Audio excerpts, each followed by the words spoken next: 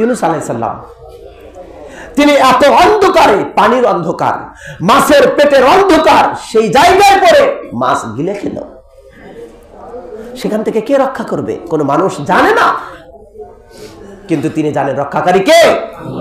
ইলম, এর নামে ইলম। আল্লাহ সব বিষয়ে সর্বশক্তিমান, এই জন্য আল্লাহ সবকিছু সৃষ্টি করেছেন। এটা আপনি জেনে রাখবেন। যদি আপনার জানা থাকে, হাজার বিপদে পড়লো আপনি আল্লাহর কাছে চাইবেন, তখনই আল্লাহ তাআলা আপনাকে সাড়া দিবেন। সুবহানাল্লাহ। ইউনূস আলাইহিস সালাম বললেন, হে আল্লাহ, আমি অন্যায় করেছি, লা ইলাহা ইল্লা আনতা সুবহানাকা ইন্নী কুনতু মিনাজ জালিমিন। তিনটি জিনিস, আপনি ছাড়া সত্য কোনো ইলাহ নেই, কেউ রক্ষা করতে পারে না। সুবহানাকা, আপনার আমি পবিত্রতা বর্ণনা করছি, মানে আপনার আমি ইবাদত করলাম, আর আমি অন্যায়কারী, আমি জুলুম করি। অথবা আমার অন্যায় স্বীকার করি, আপনার ইবাদত করি, এই ইবাদতের মাধ্যমে আপনার কাছে চাই এবং জানি আপনি ছাড়া কেউ রক্ষা করতে পারেন না।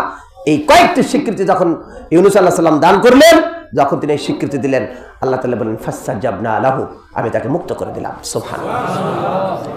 ওয়ানাজ্জাইনাহু মিনাল গাম্মি, আমি চিন্তা থেকে, তাকে কষ্ট থেকে দূর করে দিলাম, মুক্তি করে দিলাম। আপনি ভাববেন তিনি তো নবী ছিলেন না। আল্লাহ তাআলা বললেন, ওয়া কাযালিকা নুনজিল মুমিনিন, এভাবেই আমি মুমিনদেরকে রক্ষা করব। সুবহানাল্লাহ। শুধু সেই যুগের জন্য না, কিয়ামত পর্যন্ত যত মুমিন আসবে, আল্লাহকে এইভাবে বিশ্বাস নিয়ে, এই ইলম নিয়ে যে আল্লাহর কাছে চাইবে, আল্লাহ তাকে রক্ষা করবেন। সুবহানাল্লাহ।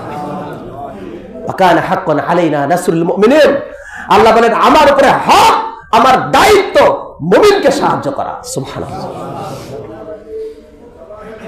হে ঈমানদাররা, ইয়া বুনাইয়া, হে বৎস, জেনে রাখো, ওয়ালাম আন্না ওয়ালাকুম ওয়া আখিরাকুম ওয়া ইনসাকুম ওয়া জিন্নাকুম লা ইয়াজতামিউ ফি সাঈদিন ওয়াহিদিন। পৃথিবীর আগের পরের সকল মানুষ, জিন সবাই যদি এক জায়গায় একত্রিত হয়, যদি তারা সকলে মিলে তোমার উপকার করতে চায়, কোনো উপকার করতে পারবে না, তবে আল্লাহ যা লিখে রেখেছেন। সুবহানাল্লাহ। আর কেউ কোনো ক্ষতি করতে পারবে না, তবে আল্লাহ যা লিখে রেখেছেন। অতএব আপনি উপকার চাইবেন কার কাছে? আল্লাহর কাছে। আগে তো ইলম থাকতে হবে যে উপকার একমাত্র আল্লাহর কাছ থেকে আসে। আমরা শুনি যখন, তখন মনে হয় ঠিক আছে, পরে পারিপার্শ্বিকতার কারণে আবার ওটা ছুটে চলে যায়, ফলে আল্লাহর সাহায্য আর আসে না। দিনী ভাই বন্ধুরা, ইলমের গুরুত্বের বিষয়ে আর কত, আমরা যদি ইলমের বাস্তবতা দেখি, সে অনেক বিষয় নিয়ে অন্য সময় কখনো আবার সুযোগ হলে, আমাদের সব কথা শেষ হবে না। এখন একটা উদাহরণ দেব ইলমের দিক থেকে। এই যে আমাদের সামনে এগুলো আছে, জড় পদার্থ, গাছপালা, প্রাণী আছে, মানুষ আছে, এই যে চার শ্রেণী, আল্লাহর মাখলুক চার প্রকার। পৃথিবীতে খেয়াল করলে এই চার প্রকারের মাঝে কোনটা বেশি দামি এবং কেন দামি?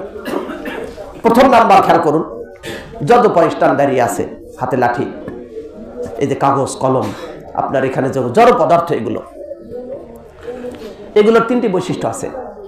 এক, এটা জায়গা ধরে, এর একটা পরিধি আছে, এর কি আছে? একটা ওজন আছে।